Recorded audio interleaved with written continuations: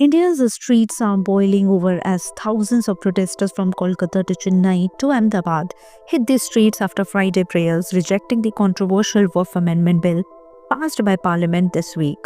Is this a battle for minority rights or a political masterstroke before elections? Protests rock the nation. We reject Waqf Amendment. From Bengal's capital to Tamil Nadu's strongholds, massive crowds waved the national flag, held protesters and raised defiant slogans against what they call an anti-Muslim and anti-democratic law. In Ahmedabad, tempers flared as police clashed with elderly protesters, forcibly dragging them off the streets.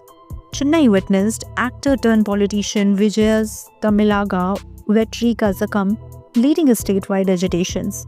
Kolkata's protest, organized by the Joint Forum for Waqf Protection, gained political weight with CM Mamata Banerjee declaring she will fight the law tooth and nail. Why the flurry? The Waqf Amendment bill, which now awaits the President's approval, introduces two non-Muslim members into state Waqf boards and demands proof of Muslim identity for donors. Opposition leaders fear the government is setting the stage to seize Waqf properties under the gaze of reforms. The BJP is trying to divide India. When we come to power, we will repeal this law, thundered Mamata Banerjee. This is an attack on our faith, declared TVK leaders rallying voters before Tamil Nadu's 2026 elections. BJP versus opposition, who's winning the battle? The bill sparked a 17-hour fiery debate in Rajya Sabha where Congress MP Sonia Gandhi called it a brazen assault on the constitution.